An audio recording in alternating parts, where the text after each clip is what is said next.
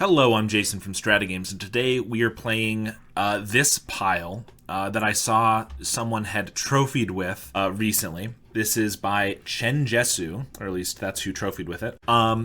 It's kind of a mono green or gruel ramp style deck, but it's got a bunch of weird splash colors, and it also has a bunch of mill for some reason. I don't know. The deck seemed super interesting. I wasn't confident it was going to do well. This is a recap, though, and I did decently with it. And just wanted to show off this deck. So your main goal is Writhing Chrysalis. Who knew? This card is pretty good in the format. We also have Eldrazi Repurposer, and another way to make Eldrazi spawn, Nest Invader, and Emrakul's Hatcher. So, like I said, mostly green, a little bit of splash red, and then also we have splash blue and white. How we're doing that is with Springleaf Drum and Utopia Sprawl. And then our white is for Coalition Honor Guard in the main deck. This card is pretty good against a lot of what we're going up against right now. Against Burn, it's expensive, but if you do get it down, it eats at least 2 bolts most of the time.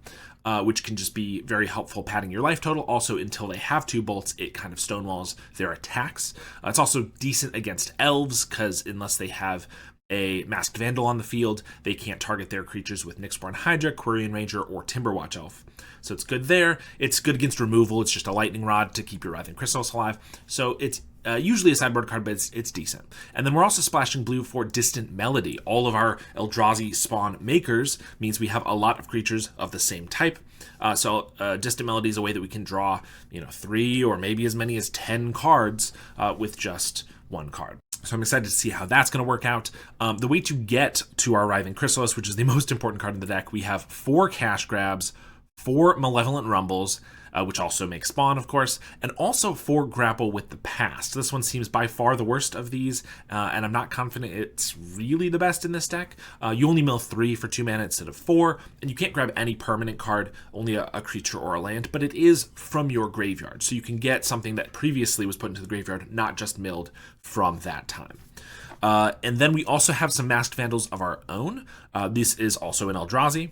It's also a squirrel for the Cash Grabs, which is notable. And it's just, there's a lot of affinity hate going on. I honestly like this idea and have been toying with this idea for a while of playing a lot of sideboard cards main deck, just like one-ofs and things like that, so that you can really catch those opponents that you happen to be running up against. Obviously, it's a bit of a lottery in that case, and we already see people do this. Elves runs Masked Vandal because it's an elf, and affinity is pretty prevalent and one of the harder decks that they have to deal with. But running Masked Vandals, Coalition Honor Guards. We also have one of Gorilla Shaman in the main deck. Just all this stuff can be pretty interesting as a way to shore up those matches a little bit, and also maybe take a game 1 when you'd otherwise be pretty bad against them. I know Mono Red is generally best in game 1 before your opponent has all the sideboard cards. So if you're a deck that you're brewing, or just in general, that's really bad against Mono Red, maybe try putting in like a 1 or 2 of a card that is really good against them, whether the Storm or a Sweeper or whatever. We also have Sylvok Lifestaff to be good against Mono Red in order to gain us life. We have 2 of those, in fact, and we have Rancors, which can buff our Chrysalis because we can make it so big. This makes it so it can't get chumped. And we have a makeshift munitions as well to throw all of our spawn at our opponents. Now, we only have 12 lands. Usually when you're running that few lands, you are some sort of combo deck, or you're like Elves that has just a million mana dorks. We do have the Utopia Sprawls and the Springleaf Drums. I'm a little worried about the low land count, but of course we also have all of the spawn creators, which helps pay for things as well. So for our sideboard, also not at all traditional. We do have some Relics of Progenitus, 4 of those, another Coalition Honor Guard. We have a 1 of Artful Dodge. Feels like it kind of just takes the place of the Rancor, but I guess against like Initiative or Monarch decks where you really just need to get in, it could be pretty good. Another Makeshift Munitions, if that's how we want to finish our opponent off. Flaring Pain, which can be good against Turbo Fog, another Gorilla Shaman, a couple more Troublemaker Oof, a Masked Vandal, and then also 3 Scattershot Archer, which are great, obviously, against Fae. So this deck is quite wacky, but let's take a look at some of the games. Game 1 here, we have just 1 land. Sometimes that's keepable if we have a Utopia Sprawl or something, but Springleaf Drum and Sylvok Lifestaff are playable, but if we don't get another land or something to produce mana, we can't get a creature down for the Springleaf Drum, so I think we have to mulligan this one. So we'll ship it back. Opponent also on the mull. This one's okay. Springleaf Drum, Nest Invader can get us to our Writhing Chrysalis. We're going to bin a Forest here. We might have to sack the spawn to get the Chrysalis out, but that's okay. And we have a grapple with the past to find something as well. So put back one of those forests, and we are on the draw here. And our opponent on Llanowar Elves. I will say something I didn't note about the deck until I saw that I was on Elves here. No removal in the main deck, and very little removal in the sideboard. And most of it is selective removal. Artifact removal, fairy removal, flyer removal, stuff like that. Elves is pretty tough without any removal and no sweepers in the sideboard, so we will see how this goes. But maybe if we can just get a giant Chrysalis, we can get there. They start with a Winding Way and find Avenging Hunter, Genersent, Well-Wisher. Cycle the Genersent right away for a forest. We're going to play a Nest Invader and pass. We got a Repurposer, which we can play. They lead the Stampede, trying to find more of their mana to kick this off a little quicker. They do get a Quirion Ranger to help a little bit and just pass back to us. We find another Grapple with the Past, not great. And we play a Writhing Chrysalis here. If we can get it to start growing, maybe find a Rancor, maybe we can just go over them, but they are getting their mana down with like Priest of Titania this turn, and then the following turn they can probably start putting out giant creatures, so we'll see how that goes. Well-Wisher and Titania on the field. Well, her priest anyway. We get a Masked Vandal. Doesn't really do much in this matchup. Grapple with a Past, which just whiffs on anything. Pretty brutal. It can't grab permanents. So milling a Rancor, a Cash Grab, and a Utopia Sprawl can't pick up anything. So we go for another one, and we do find a Coalition Honor Guard. We would have loved to get that down this turn so that they couldn't do like a Nyxborn Hydra or just use this Quirion Ranger on their Priest of Titania. Unfortunately, not going to work out. So we'll attack for 7 here, but they're going to start offsetting that with their Well-Wisher. Lead the Stampede yet again, and they find a bunch of 1-drops and a Masked Vandal, which is pretty annoying. We're going to lose our Springleaf Drum and can't play our Coalition Honor Guard then.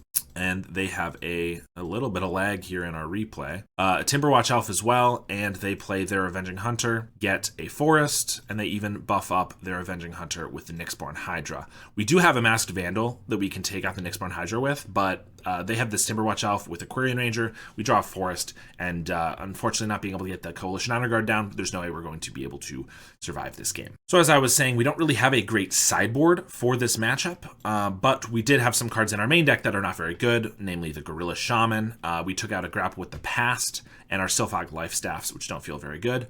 In order to put in our other Coalition Honor Guard, because that seems like it could be at least okay, our Makeshift Munitions, so that we have more ways to ping off our opponent's creatures, and then a Troublemaker Oof.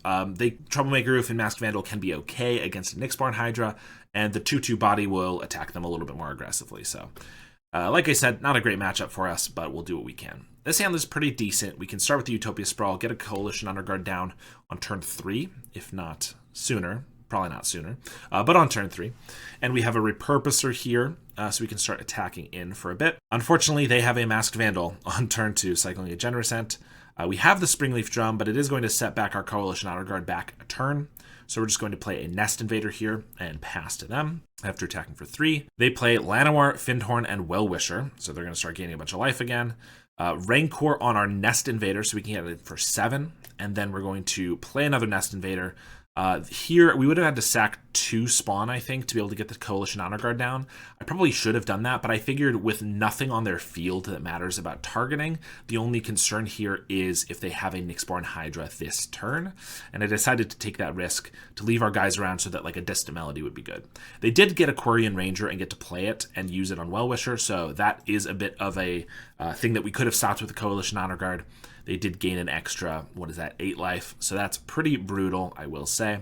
But it's not like we necessarily would have been able to kill them anyway. They were still gaining 8 life a turn, even without the Quirion. They did use it again there to activate and untap the Well-Wisher. They attack with their Fyndhorn Elves, which tells me that they're trying to get another creature in their grave for another Masked Vandal, and we would rather not lose our Springleaf Drum as our only way to play non-green spells, especially since it's just 1 damage. So we take it, and we do draw a Writhing Chrysalis, so it's good that we did not let them take that. Of course, we still have to attack them, so we attack for 7. They chump the Trampler for some reason, but we know that they have the Fyndhorn Elves, so they can take out the Springleaf Drum this turn. If they want with the Masked Vandal, we assume that they have. They do, in fact, play the Masked Vandal, but they go for the Rancor instead. Also a pretty important piece here, but we do have access to Colors of Mana, so if we find our Distant Melody, we'll be in a good spot. But it is a 1-of. unfortunately. We attack for a little bit. They're unfortunately just gaining life, and they tap for a bajillion here in order to play a Nyxborn Hydra. They can play that on the Masked Vandal because it is a changeling, which means it is a flag bearer, which means this does not fully stop that from happening. So a little annoying. We have to chump it, even though we still take it, so that we can Masked Vandal it away, getting rid of a creature from our graveyard. And then we can swing back for just a little bit here, but we are in danger. If they just have 5 more creatures than us, they could swing out. So we can't really attack with everything here. We get a Rancor, so we get to put that on the Chrysalis and start attacking with that and our Repurposer. But we're hitting for 7, and they're gaining 10 at the moment because they're actually gaining 1 off our Masked Vandal, which is pretty frustrating. They get a Generous Ent, so that's going to make attacks a little harder. We do have chump blockers for it for days, though. They crack their food right away and Well-Wisher. We're hoping for Artful Dodge. Doesn't really do much here. If we get a Makeshift Munitions, we can start picking off their entire team. We have 2 of those to find. A Cash Grab or a Malevolent Rumble would also find those. A Distant Melody would obviously be great. So that right there is 11 cards we're looking to find. So we're not out of this game if we can just find one of those cards. But while we're drawing lands and things, we're not in a great spot. We hit for a little bit again, and they tap their Well-Wisher once again. They Winding Way, and they're going to turn up Priest of Titania and a Llanowar Elves, which they're going to put on the field right away, and start gaining even more life. We get a Springleaf Drum, so we'll play that. We're attacking with the Chrysalis, because if they block with the Ent, we can sack Spawn to kill it. And if they attack us with the Ent, we'll just chump with the Spawn, growing our Chrysalis, so it actually makes them take more damage. So we're able to hold them off here. But again, we need to find one of those cards before they find another Nyxborn Hydra or a Timberwatch Elf or something bad. Attack with the Chrysalis, again, hit them down to a lowly 73, and they find that Avenging Hunter. Pretty annoying, but we do have the Artful Dodge so that we can not just count on the Trampler of the Writhing Chrysalis, but we can actually fully go unblockable on probably our Masked Vandals, so we have as many good blockers as possible, and then be able to hit them for 1. And it's possible if we're able to keep the initiative on our side, we'll actually have a good shot of, going through that, and that might help us win the game. We get a Chrysalis here too, so even more blockers, and now 2 guys that can grow at least, 8 if we sacrifice all of our spawn. So 2 giant creatures, we'll hit them for 1, take the initiative, and tutor up a forest. And just hoping to find one of our, we didn't really look through our deck there, but again, at least 11 outs to this. They lead the Stampede, though, and they find 2 Timberwatch Elves, a Masked Vandal, and a Nyxborn Hydra with 3 Priests of Titania on the field. They can just tap for 50-ish mana, Nyxborn Hydra up their Masked Vandal, and it has Trample, and then they'll be able to kill us from there. They actually go for conservative 45 counters on it, put themselves up to 100 life, and they attack in. Unfortunately, we just did not get there with all of the outs that we had. Unfortunately, in round 2 here, we have 7 spells, so we're going to have to mulligan that. Another 7 spells. We are only playing 12 lands in the deck and not even any land cyclers, so this is a risk that we run. 1 land, a forest, and nothing really to play. Grapple, if we get to a second land, could find us something, but we decide that even a 4-card hand might be better than this, and we go down to 4, and we still find only 1 forest. So we bin a bunch of stuff. We do keep 2 Malevolent Rumbles and a Repurposer, and just hope to draw some good cards. We start with a Utopia Sprawl, which is literally the best draw in our deck. It means that we actually can play these Rumbles on turn 2. They start with a Tomb Raider and a Lackey after their Percussionist, though. So we get a Springleaf Drum, we find a Masked Vandal, and we're just going to have to pass there. We didn't find a land, unfortunately. They're going to swing for 4. Good news is we have a Masked Vandal here, and if we get a creature in our grave with like this Malevolent Rumble, it's possible we'll be able to like exile this Clockwork Percussionist. For now, though, we're going to play the Springleaf Drum and then the Nest Invader out of this so that we have a blocker for the Tomb Raider if we want to trade, but realistically we'd prefer to trade or block the Lackey or something. They just Chain Lightning the guy, so we're not going to have that choice anyway. And we're already in a bad spot. We decide just to take all 4 of this damage. We could block the Tomb Raider to absorb 2, but I think having this spawn is going to, having the mana is going to be a little bit more powerful on this turn. So we're going to play that Masked Vandal, exile our Nest Invader to get rid of their Clockwork Percussionist, and then tap 3 to get our Eldrazi Repurposer. And now we have blockers for everything. We just obviously need to dodge Burn to the face. They Lightning Bolt us, but then they crack their Lackey, so they're looking for a spell, and they play a Great Furnace. We have a Malevolent Rumble, find a Rancor and decide, okay, let's just play a Nest Invader, tap our Springleaf Drum, buff up this Masked Vandal, and attack for 6. If they draw any spells that deal us damage, we're going to die. But currently we have like a 2-ish turn clock. They attack with their Tomb Raider, and we're going to chump with a Spawn so that we have as much damage as we can coming back at them.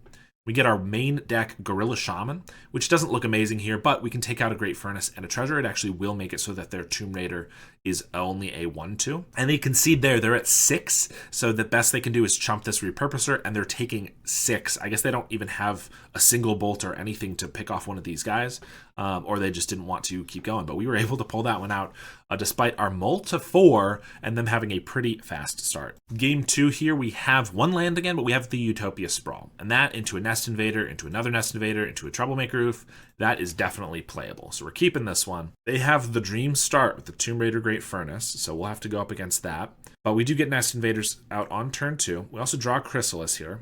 They play a couple Epicures and swing for 2.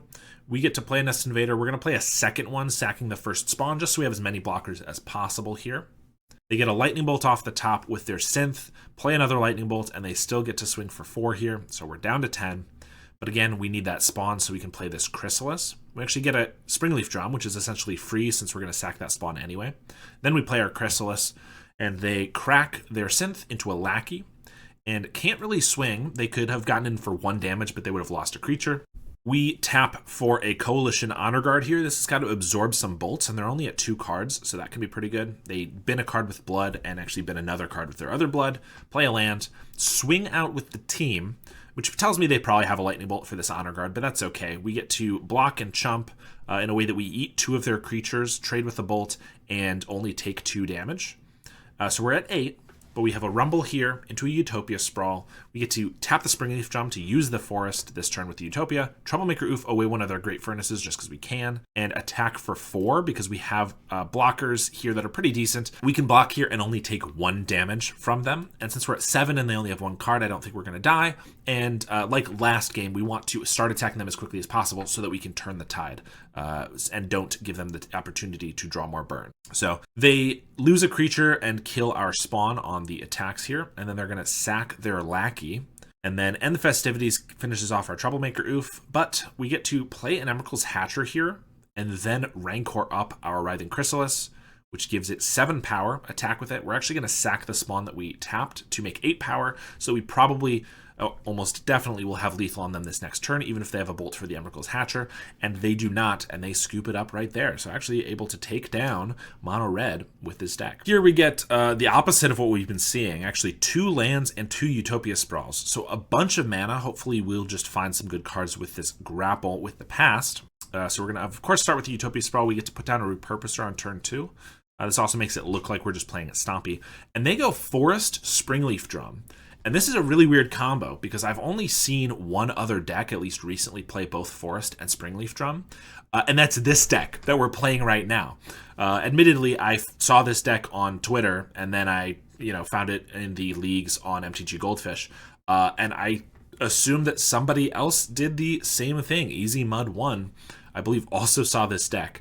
So we get the unlikely mirror match, it looks like.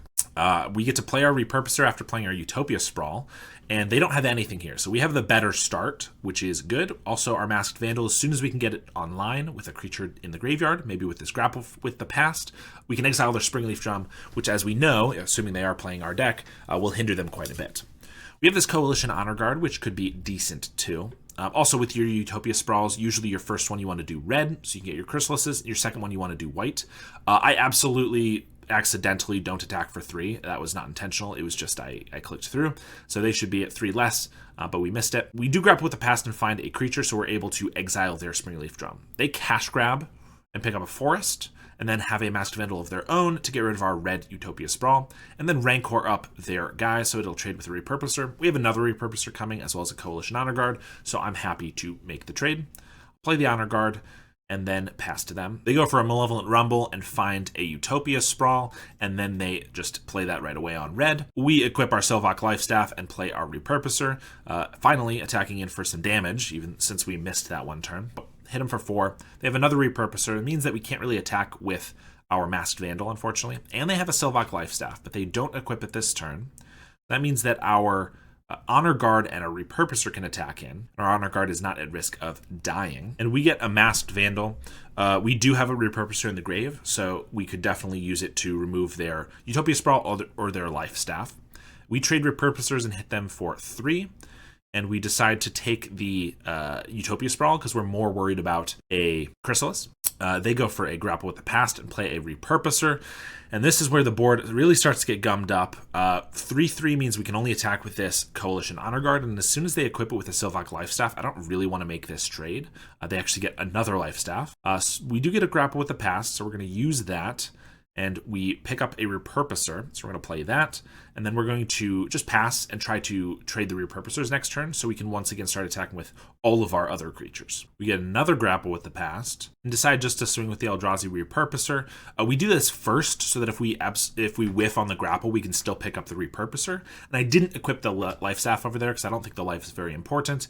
And I want to make sure I have enough mana to replay whatever we buy back. And we do, in fact, just get back the Repurposer. We have a land we could get, but that's not what we want.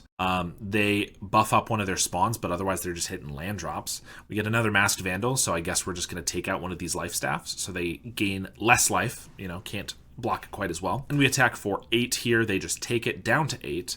They get a Repurposer, so once again, we're going to probably try to trade our Repurposer for it. They equip up the Repurposer with the Life Staff. We get another Repurposer. We'll throw the Life Staff on our Repurposer. Attack, trade, they're going to gain 3. We're going to play our Repurposer from hand again. And I like janky mid-range decks, which is one reason I wanted to give this one a try. This is a whole lot of do nothing, no interaction, just attack. And that's definitely not my preferred style. But that's okay. They don't have anything except for this 1/1 Eldrazi spawn, so we're attacking with all of our guys with power. They chump and go down to 9, and we have a Emrakul's Hatcher, so we're going to play our Utopia Sprawl, which we've been holding for a couple turns because I didn't want to play it and then have them Masked Vandal it away. And also in case we needed it for a different color than red. I realize our Distant Melody, which is our only blue spell, is in the graveyard, so we probably don't need it for anything other than red. But again, just so it could dodge the Masked Vandals, I wanted to wait until we needed it. We go for a Rumble and we hit a Chrysalis, which, as you can see, we have 13 spawn on the board right now. 15 with the 2 from the Chrysalis, so that Writhing Chrysalis could very instantaneously become a 17-18. Seems pretty good. We'll attack with the team here. Coalition Honor Guard can't kill any of them, so they are down to 4 here. They cash grab, trying to grab that cash, and they find 3 Chrysalises, which is pretty unfortunate that they can only get 1 of them with their grab, and that the other 2 are just sitting in the graveyard now until they find a Grapple with the Past, I suppose. Which, speaking of, they have one right there. So they actually do get to play another one of their Chrysalises here and have some pretty good blockers. Quite a few, and they're at 4 life. So we need to find a way to, just a Trampler on our Writhing Chrysalis would probably be big enough. Then again, they have 2 Chrysalises, so they both grow, even though they have very few spawn. We get a cash grab, which is great, because if we can mill a makeshift munitions, then we can win, and we actually do. That was exactly what I was going for. And we mill the munitions, we pick that up and play it. As you may be able to see, and also if you've played any MTGO recently, there was some significant lag going on, which makes it really difficult to makeshift munitions down your opponent, especially when you have to go through an Honor Guard first, which I had forgotten about. So this is me painstakingly sacrificing a spawn for mana, sacrificing a spawn to the makeshift munitions, throwing 1 damage at the Coalition Honor Guard, and then repeating that process 4 times, and then having to do it again 4 times at our opponent, who was happy to let us have our clock tick down, which is their right. After finally getting through all the lag, though, we were able to win that game. And full disclosure, our opponent actually disconnected after that first game and never came back. I don't know if they just didn't want to play the rest of that match. Admittedly, it wasn't the most fun. It was quite the board stall. Or if they just lost connection because MTGO has been having some issues recently. But in any case, we did win that match, even though our opponent had to leave after game 1. Round 4 here, we got a pretty reasonable hand. Forest, Utopia Sprawl is exactly what we want to see. Springleaf Drum's pretty good, and a Rumble. Our opponent mulls to 5, so that's going to help us out a little bit for sure. We have a Utopia Sprawl, and they play Voldaren Epicure, so it looks like more red, potentially. We Malevolent Rumble to try to find another forest, and we do, so then we get to Springleaf Drum, and just pass here. They go with another Epicure and a Razor Trap Gorge, so that's actually going to be Mono red, not mono red, Rakdos Burn, it looks like. We get down a Chrysalis here, and then Masked Vandal, just take away one of their bloods is all we can do. We want to go as fast as possible here, so Chrysalis with Rancor and sack as many spawn as we can is pretty important. We get a grapple with the past to find an Emrakul's Hatcher, which is going to be pretty good for growing our Chrysalis, and then we attack, Rancor up our Chrysalis, and sack our spawn so that we can deal as much damage as possible. They Vampires kiss us and just pass back to us. We're going to play an Emrakul's Hatcher here pre-combat, sacking spawn along the way, and then sack some more spawn to get this Repurposer down. Now have a 10-9 Trampler attacking them, as well as our other creatures, because might as well. They're chumping here, but going down to 6, and they have a Galvanic Blast on the end step, so we're at 8. They have a Fiery Temper from a blood token, so it's pretty close here, but they have a Kitchen Imp. That's going to deal 2. They need to find a Lightning Bolt. They attack, and before even dealing damage to us, they concede. So their last card, clearly not getting them there, and our Writhing Chrysalis is going to take over the game. Look at this janky Chrysalis, by the way. Hard to read, isn't it? So we side in a few cards. They didn't look like they had many of the artifact lands, because they had the Jagged Barrens and the Razor Trap Gorges, so I didn't opt to bring in most of the Troublemaker Oofs and Masked Vandal, even though often I would. In this matchup, I did bring in the Gorilla Shaman, though, because it's always good to take out blood tokens if you can. I removed the makeshift munitions because that seems too slow. I brought in 3 of the relics. Rakdos Burn uses the graveyard with Sneaky Snackers really effectively, and then also just Faithless Lootings. So I like having some relics, but it's not like a Dredge or a Terror deck where it's like, oh, the important thing is getting rid of their graveyard, and if we do that, we're going to live. So I didn't want to bring in all of them necessarily. We took out the grapples. I think they're fine in the deck, but obviously, like I mentioned, they're the worst of those 3 cards, and I think that they're definitely expendable, so you can take those out. And we did bring in the other Coalition Honor Guard as a Lightning Rod. We get a reasonable hand here. I mean, we have double Relic, which is good, I guess, as long as our opponent has Sneaky Snackers and things in this draw. We draw Utopia Sprawl first, which is perfect, and they Faithless Looting, which is perfect for our relics. They actually don't have any Snackers in here. But having the relics is pretty nice. We get another Utopia Sprawl, so I'm going to play that on the other land. I've found that, unlike a deck that has Arbor Elves that wants to untap them, putting the Utopia Sprawls on different lands in this deck I think is important. Or not even important, but good, because usually you only need 2 or 3 of that mana, and so you can spread it out a little bit better and not waste all of it. We get to put down our Nest Invader here, and also put down our Relic of Progenitus. I could crack it right away with this Eldrazi Spawn, which I think about, but without Snackers in their graveyard, they could Faithless Looting here if they play a land, but they are going to get no madness value off of it, and the only other value that they can get is putting Sneaky Snackers into their graveyard, which would not be coming out this turn, so my Relic of Progenitus does not seem to be necessary to crack at this moment. Might as well see if we can get a little more value from it. And if they just Faithless Looting to dig, I'm okay with that. They Vampires kiss us and play a land, and I play our Writhing Chrysalis out, attack for 2, and then I decide that I'd rather just sack our Relic now, because they could get a little bit of madness value off of it with a 4th land, and we have a 2nd Relic if they do happen to find some Snackers. Also, our Writhing Chrysalis is now growing to our Eldrazi Spawn. They Fiery Cannonade, but we get to just sack our spawn. Our Nest Invader dies, but we have a 7/6 to attack them with. We Cash Grab for a Life Staff. We get to play our Relic and the Life Staff, equip up the Staff, and then attack for 8 here, so they have a 2-turn clock that they need to find to kill us. They do get a Trespasser's Curse, but unfortunately it's just too late. We're going to trigger it a couple of times maybe, but nothing terrible. We Malevolent Rumble and find a Gorilla Shaman, which is pretty good actually, because they have 2 blood tokens here, so I'm willing to take the pings off this Trespasser's Curse to take both of their blood tokens, make it so that there's probably no way with the mana that they have that they can kill us from 12. Usually, if they can do that, it's because they can get a 3-drop Fiery Temper for 1 mana with a blood token, or I guess 2 mana with a blood token. And then they concede because they see they are, in fact, not going to be able to deal us 12 damage. Here we have an okay hand. We don't have the fast ramp that we want, and we don't have any of the big hitters, but Cash Grab can find something. We have a Nest Invader, which even with just a couple Rancors can be pretty good. And they Forest Wild Growth, so looks like it could just be Gruul ramp, and they Wild Growth Utopia Sprawl. We get a Masked Vandal, but no creature in the graveyard, not mana to Cash Grab first, means we can't actually take away their Utopia Sprawl this turn. They Arbor Elf and Eldrazi Repurposer, and we do Cash Grab, find a Writhing Chrysalis, and have enough to tap here, sacking our spawn to Masked Vandal. Try to take them off their red color in case they have a Writhing Chrysalis or a boarding party. Try to strain that in their hand. And they do pass through their turn and just play a Wild Growth, so that's pretty good for us. we get down a Writhing Chrysalis and pass back to them. Sacking actually one of these spawn. We're probably going to need to sack it for the Chrysalis anyway, so we get the Springleaf Drum down this turn as well. They tap for 8 green mana with their Arbor Elf. You get to play an Avenging Hunter, which is pretty good. If we get this Rancor and a Chrysalis, maybe we can get through them. They also play a Chrysalis of their own. They found the mountain with the initiative, so that's pretty good for them. We get a Utopia Sprawl, which we'll play, obviously, and we'll play this Nest Invader. Doesn't do a lot for us, though. We do get to Rancor up this Writhing Chrysalis. It's a 5/4, and we can sack 2 spawn to make it a 7/6. So they block with Avenging Hunter and Repurposer, making it so we have to sack both spawn if we want to kill their guys, but we're not going to be trampling for any damage, so that's no initiative for us. We do, at the very least, we get our Rancor back, trade for their guys, and we can put the Rancor on our Nest Invader so that it can be really, really big.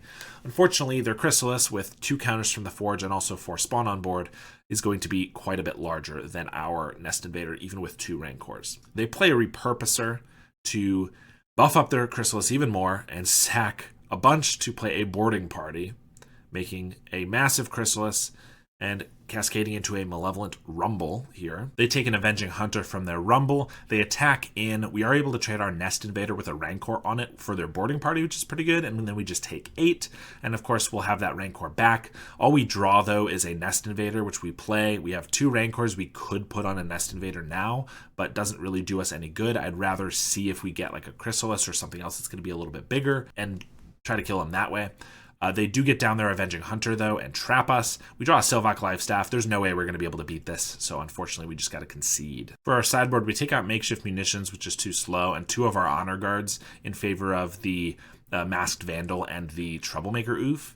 Those are just cards that can get rid of the Nyxborn Hydra if they get that out, but also just take out their Utopia Sprawls and things like that early. And the Coalition Honor Guards don't really do much in this match, except for maybe prevent them from Nyxborn Hydraing up their creature. So we have one of them still, but not the rest. This hand's okay. Utopia Sprawl, of course, but we don't really have any giant creatures or really any ways to find them, so we're kind of just at the mercy of our deck. They play an Arbor Elf, and of course we don't have any removal, so we're just letting them do that. We get out a Springleaf Drum, a Sylvac Lifestaff, and a Nest Invader. They play a couple Wild Growths and a Repurposer. We get a Cash Grab, but all we find is a Forest with it. So we're going to play that, equip up our Nest Invader with our Lifestaff and attack.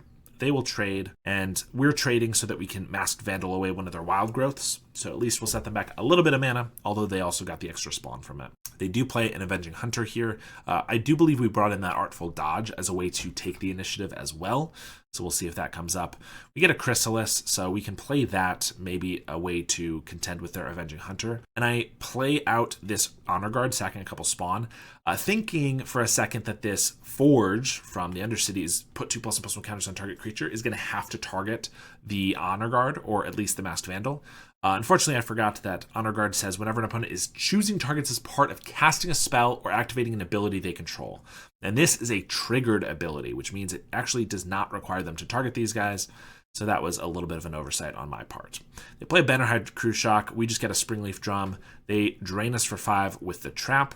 They have a Malevolent Rumble to dig up another Avenging Hunter, which puts them to the archives. We get a Utopia Sprawl, and they're going to the Throne of the Dead 3 this next turn. This game is just getting away from us. I guess Gruul Ramp trying to show us how Gruul Ramp is supposed to operate, not this janky Eldrazi nonsense. They go into the Throne of the Dead 3, Avenging Hunter, right back into the Undercity, play a Jewel Thief. They also get out a Boarding Party, into a Repurposer, just a whole lot of guys. Still don't attack, though. We draw a Rancor, but there's just no way we're getting through this with no removal or anything. So we concede right there. We did get a 3-2 with this deck, technically, even though the mirror match left after game 1. Better than I thought I was going to do with the deck, to be honest, but I can't say I think it's very good. It's just a lot of kind of nonsense going on. Coalition Honor Guard, again, is good against certain matchups, but why do we have 3 of them in the main deck? That seems like so many. I think maybe 1 is fine. Distant Melody, honestly, I'm pretty annoyed that we didn't get to play that, because especially in that one game, we could have drawn 15 cards off of it. I almost might like to see a couple more of those in the deck. Grapple with the Past, I'm not a big fan of. I like the Cash Grabs and the Malevolent Rumbles. I could see some version of this deck happening, but I would take out a lot of those cards I just mentioned. And if you're going to play a deck with so many spawn, I feel like you got to try out Hand of Emrakul, which is one of my favorites that I tried in a previous video. So I don't know if this deck is fantastic, but somebody clearly got a 5-0 with it, and I applaud them. Thank you so much for watching, and I will see you all next time.